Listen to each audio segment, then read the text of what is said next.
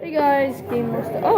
Hey guys, Game Master 65. As you can see, I'm not home. This is a public place, caves. Yeah, and I've just noticed these. Yeah, random World War II equipment.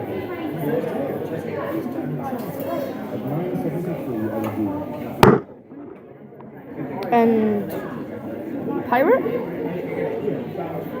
The flintlock, yeah, pirate, I think. Yeah, it's pirate. There's also a gift shop. I just want to check out. Ooh, look at these rainbow amethyst clusters.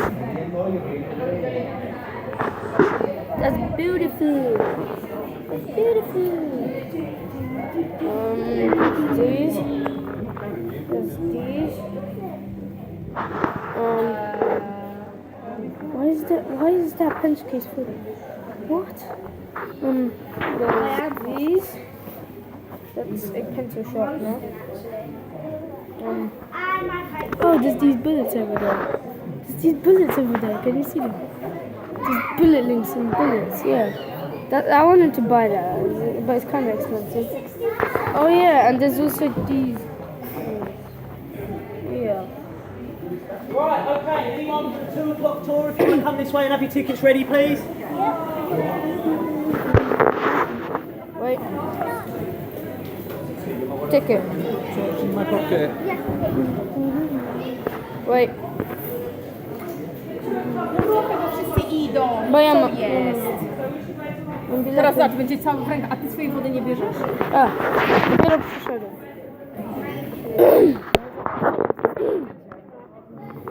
Dobra, mam bilety.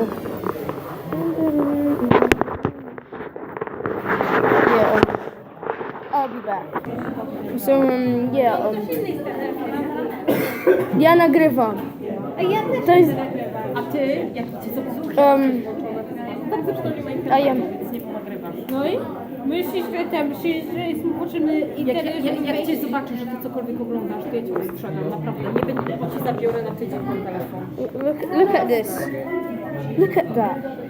A What are you następnym gonna razem, jak do with wychodzimy, to masz zakaz brania What are you telefonu. gonna do with that? Nie wiem, Yeah. przesada.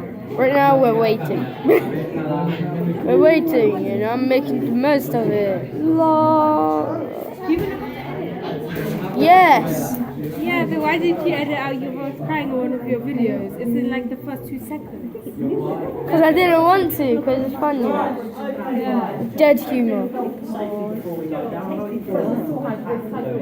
It's just basically the lamps you're going to be holding are hurricane lanterns, so the tops of them do get really hot. And because of the heat, you do ask that no one under 16 carries the lamp, so they're all up to you. Other than that, it's just while we're going around, some of the floors do get a little bit bumpy and uneven. It's a bit like natural cobblestone down there, so just mind your footing while we're going around. And some of the floors do get a little bit low, so you may need to just watch your head as we go through the low. But that's pretty much it. Lamps are hot, mind your footing and mind your heads. Okay. If you want to follow the passageway down, I will meet you at the other end, hand up some lamps, and we will get started. Okay. Yeah. So. Uneasy footing. Nie, musisz mieć taką lampę. So we are entering here. So low ceilings, uneven floors, and hurricane. Zero latarki. Zakaz latarki. Powiedziałem, że zakaz latarki.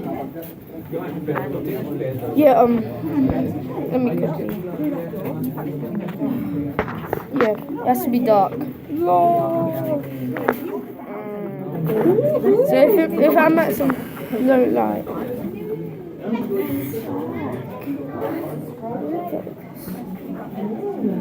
Ale zapłacimy, co? Będzie jakby coś tutaj gniło. Yeah. Oh.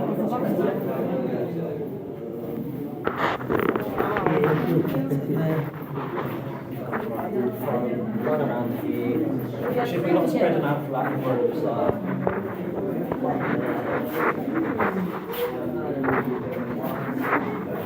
This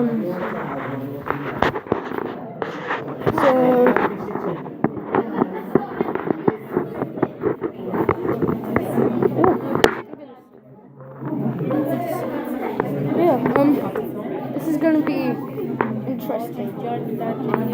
Look at that. It's called a hurricane lamp. Why are we using a hurricane lamp? I just realized, why are we using a hurricane lamp underground? See, section here, and then we've got the Druid section up here. Now, the Druid section is about 4,000 years old. And the Druids were coming down here, mining the chalk from the walls, ceilings, and they were then using the chalk for farming. So they'd grind the chalk down into dust, mix it with manure, throw it on their crops and land, and it would just act like fertiliser and just help things to grow a bit better. I know what manure is. Do you? Brilliant. There we go. Great. Right, Yay. the Roman section down here. Now, as you can see, it is the largest section, but it's about 2,000 years old. And the Romans were using the chalk for a totally different reason. The Romans were using the chalk for building. So, same idea, they'd come and mine the chalk, but then the Romans would squeeze it into blocks and just use that to build houses, roads, and anything else they would have been building at the time. Now, the Saxon section up here, as you can see, is the smallest section. We won't be in it very long, but it's about 1,400 years old. The Saxons were actually using the chalk for both. They figured out what the Romans and Druids had done with it and just basically stole their ideas. Now, the whole cave system is 22 miles. I'm only going to be taking us on about 3/4 of a mile tour, so don't worry, I'm not going to have you running around 22 miles. Oh, that'd be But it's entertaining. pretty much going to be a perfect circle. We're here at the moment, and we're just going to be going up to the Saxons, up to the Druids, down to the Romans, and then back up. Starting with the church over there. So if you all want to go over, have a little look at mine, the creepy naked.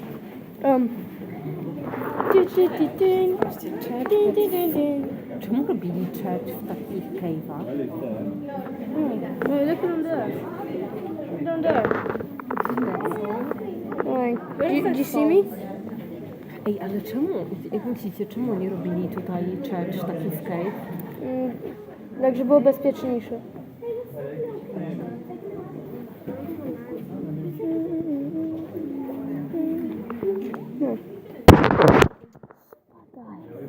Rosie.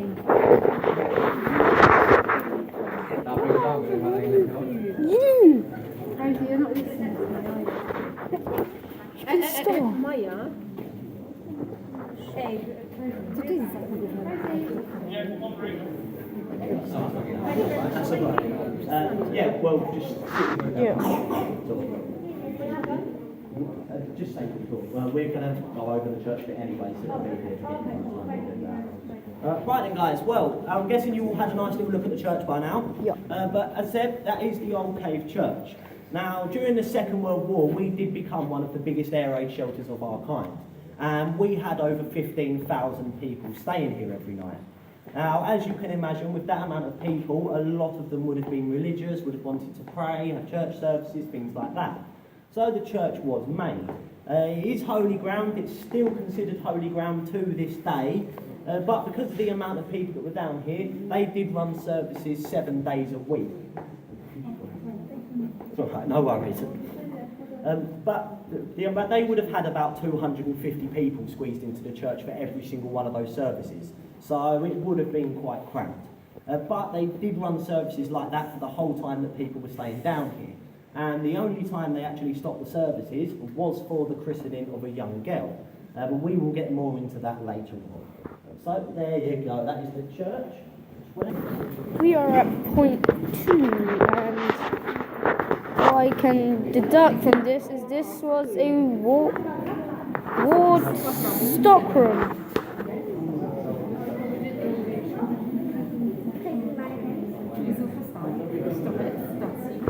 Yeah, war stockroom.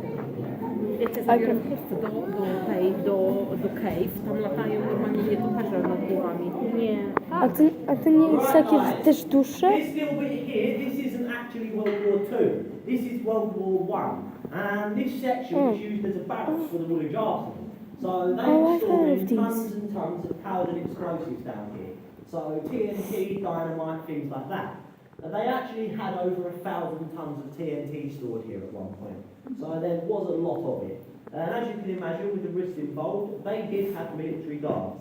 A bit like these guys. Hopefully they wouldn't have been as silly as these guys and smoking around the explosives, but we can only hope. But for some of these guys, they could have been here anywhere from 12 to 48 hours before they would have been relieved from their shifts. So as you can imagine, they would have got extremely bored. And a lot of them did start doing little carvings and things in the walls. So there is one there. Believe it or not, it did used to be quite a detailed face at one point, but over the years it's just gone a bit crumbled and just now looks a bit funny. But you will see hundreds, if not thousands of these all around the cave system. And most of them would have been done by people staying during the war. So if you have a look on the walls while we're going round, you should see quite a few of these. There is a little wall just through here that I will show you guys, so I'm not on it. Yeah, you can see lots of... I'll see you next one. This is a rock place. We built this cave.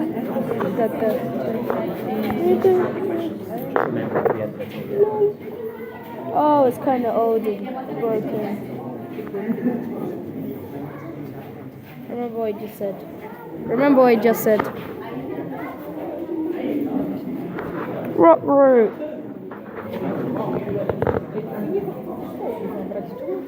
Alright, just for those who didn't get to catch it, there are a lot of faces on the walls over there, a lot on these walls.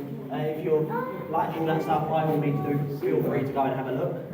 But, Yeah, no, that's not as you can see, there is a stage here. Now, during the 50s and 60s, this would have been used for the old jazz clubs. But by the time the 70s came round, Radio Caroline took over down here. And Radio Caroline was a pirate radio station. It was extremely popular at the time, so as you can imagine, all the top groups and bands at the time wanted Radio Caroline playing their music. Which worked for us, it did work in our favour, as we ended up with some big names playing down here. Just to roll a few off for you, David Bowie played down here, Led Zeppelin played here, The Who played here, even Jimi Hendrix did a couple of sets down here, although he was a real big believer in the paranormal, so he never stayed down here very long. We had events here all the way through to the early 2000s, and the only reason we stopped the events was purely because someone decided to make a complaint that there was a pirate radio station here. Officials jumped on us, and basically we got told to either shut down the events or shut down the caves. So unfortunately we can't jump up there and have a jam now, but that's just the way things go. Now just a quick thing about the lights above you guys. Do enjoy them, because apart from the ones on the displays, they are now the last lights on the tour. So stick close, stay with the group, and I will do my best not to get us lost. Oh shit. Oh crap. So those are the last lights. Last light. Metro last light. Nie. Ja ci pytam, nie będę nosiła niczego. Nie. Lies. There's one right there. That is one. Powiedziałam ci, zostaw to w samochodzie, przytargałaś to, będziesz to nosiła teraz. Niczego nie będzie nosiła. Hey, w Polsce jest taka We just passed the jaskinia z soli. Tak. Jest taka jaskinia i w środku jest sól wszędzie dookoła. No wiem. Liczce. No. Well, we just passed can you see me? Wow, ale tutaj Right. jest nisko, co? Patrz na górę. Widzę, no. Yeah, this is a low, narrow area. Please hit my face light.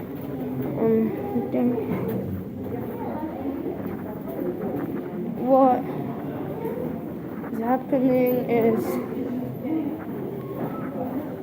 this is quite a. Prawie się przewróciłem. Spadł. Ktoś podłapał mi ten.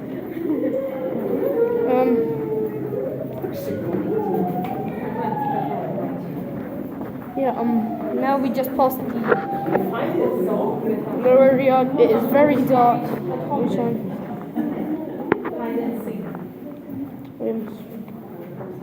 I'm sorry you couldn't see me. I think people have to catch up. And I'll be back. 30 foot down to the water and then about 20 foot of water. It was almost double that little field, and it was almost 100 foot deep. But during the Second World War, we were staying down here. It just basically ended up getting used as a giant bin, and everyone was just throwing their rubbish and junk down there, so we ended up losing half the capacity as well. It would still be fully working if we had it set up, but I really wouldn't recommend drinking any water out of it now. You will see what I mean when you get there. Okay. You just heard the man. You just heard him. There's a well. Water do not drink. Yeah. I'll be back. I'm back.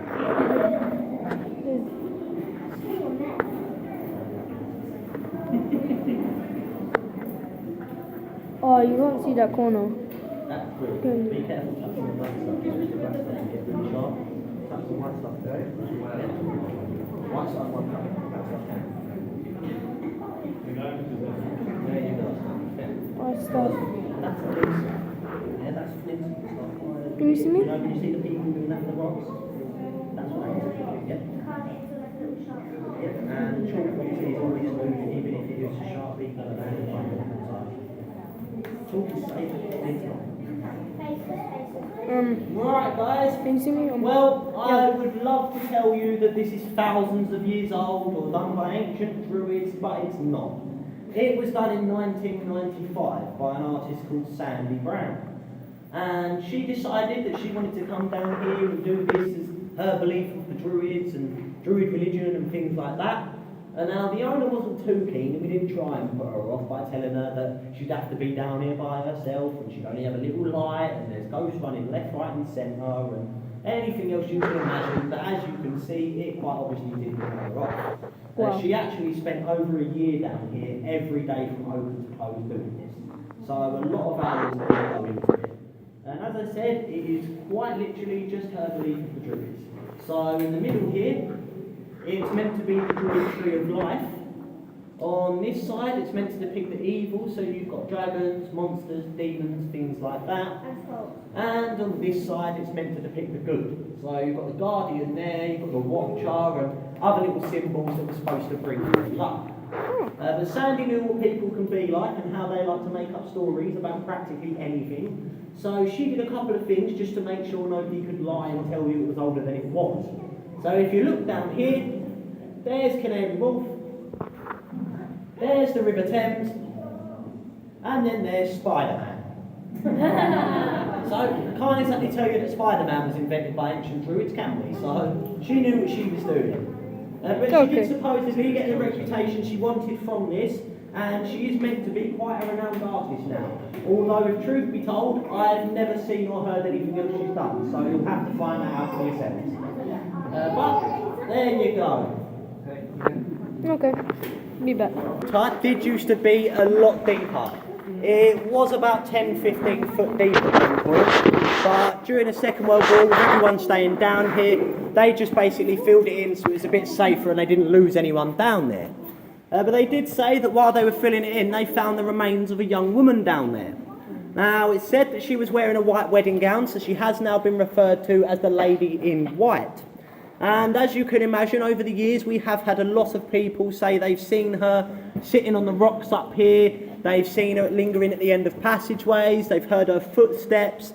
I think the most common one seems to be people feeling her breath on them.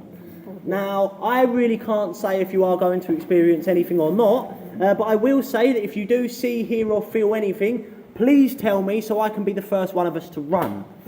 But because of all the rumours and stories about the pool, we did hold a competition down here. And the idea was that if you could stay here next to the pool by yourself from 8 o'clock in the evening until 8 o'clock in the morning with nothing but a handful of candles and a box of matches, then come morning time you would be collected and would receive the massive sum of £5.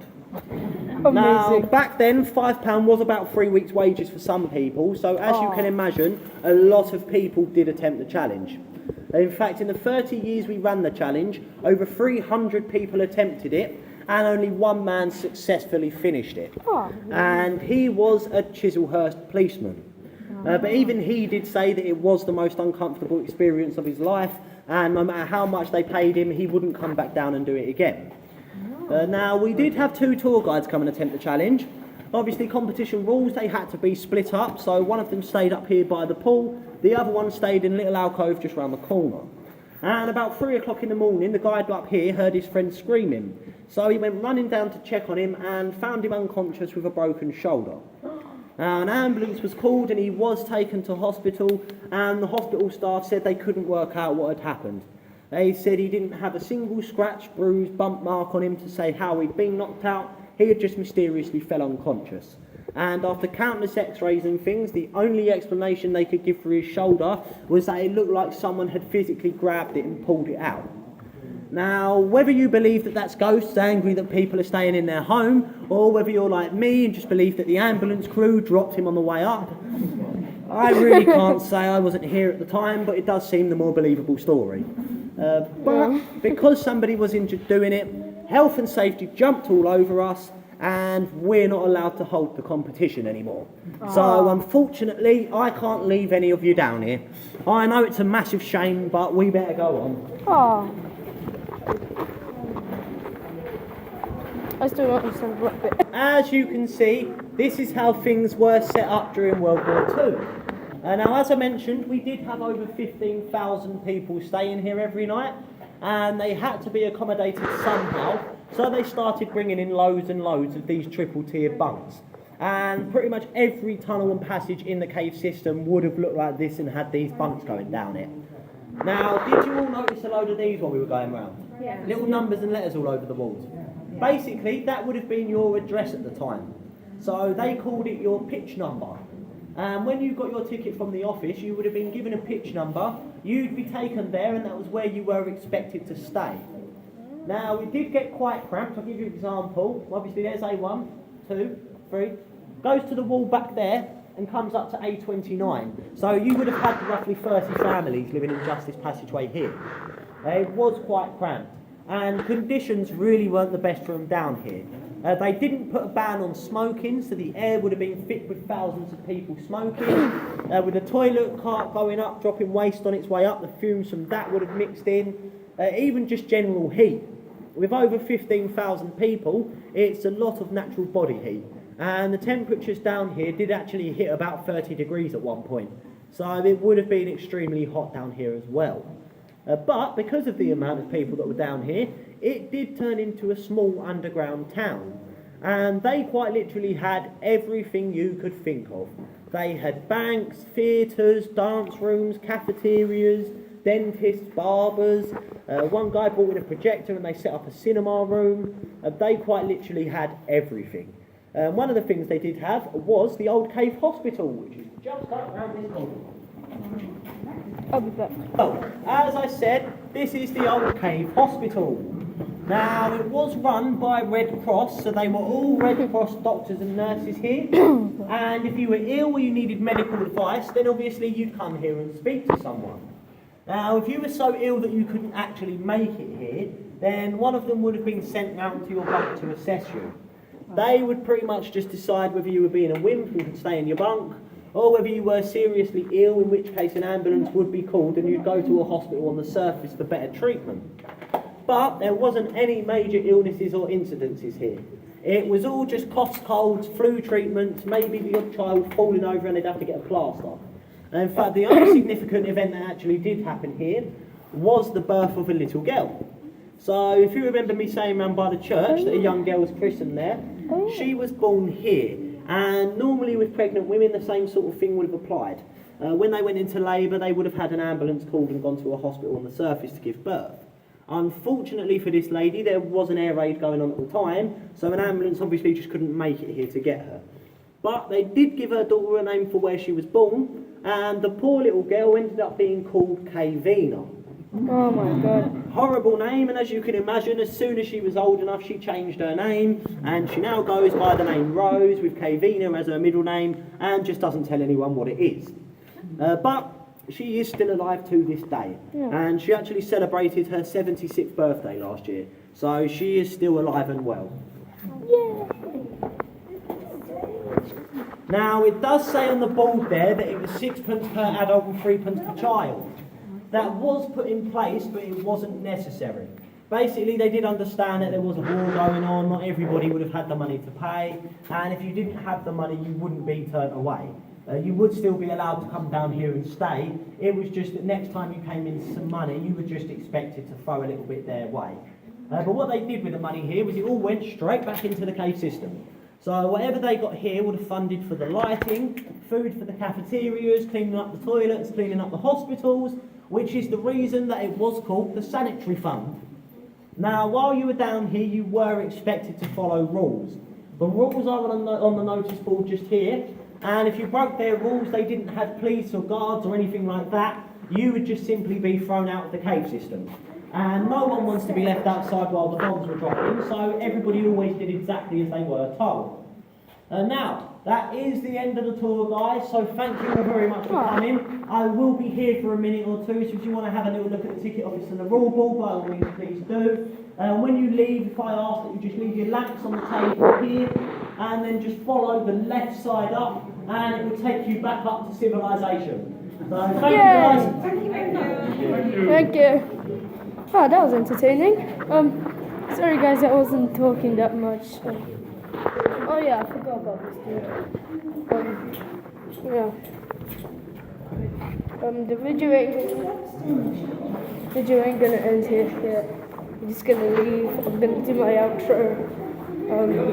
Yeah. Yeah, I was down there for 51 minutes. How much cropping down I'm gonna do? I will probably cut a bit though. Jesus heck. Oh, what the heck? Yeah, just leave. Oh God. Civilization. Look at it.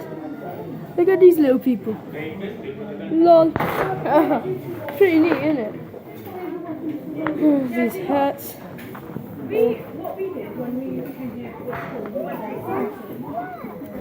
Look at them.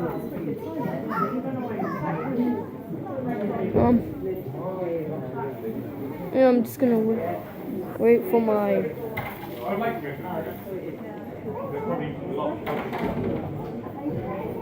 Kara.